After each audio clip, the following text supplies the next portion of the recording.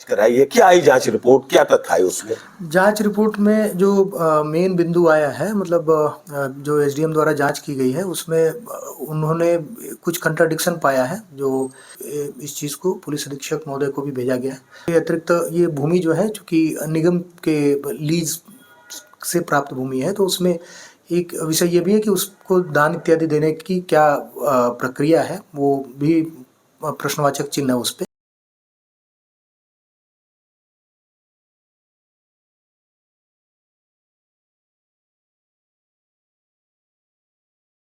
नमस्कार, मैं हूं ब्रजेंद्र मिश्रा। आप देख रहे हैं न्यूज ट्रैप ऑनलाइन।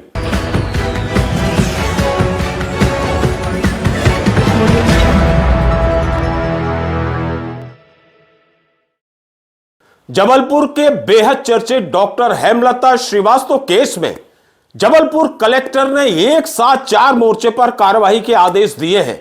चौतरफा एक साथ कार्रवाई, और अब ऐसे में बच पाना बहुत मुश्किल हो गया है, चाहे वो दान पत्र वाले हों, चाहे वसीयत कराने वाले हों, चाहे डॉक्टर सुमित जैन, डॉक्टर प्राची जैन हो, या फिर गायत्री मंदिर ट्रस्ट के पदाधिकारी।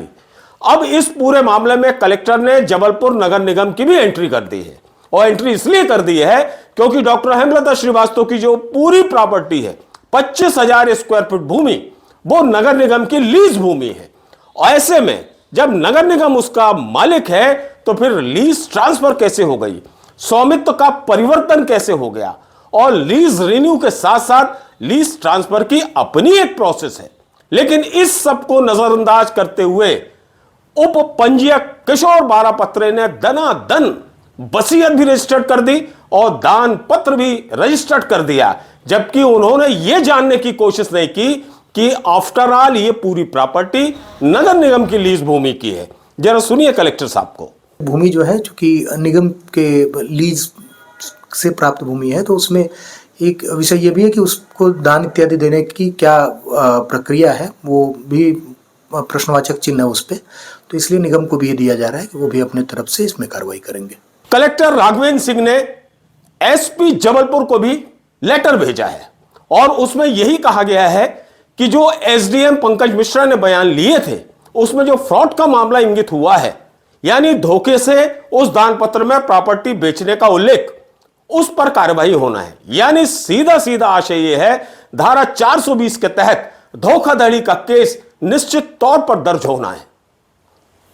इस चीज को पुलिस अधीक्षक महोदय को भी भेजा गया है, उनके स्तर पर भी जो कार्रवाई करना हो वो भी अपनी जांच को जारी रख सके।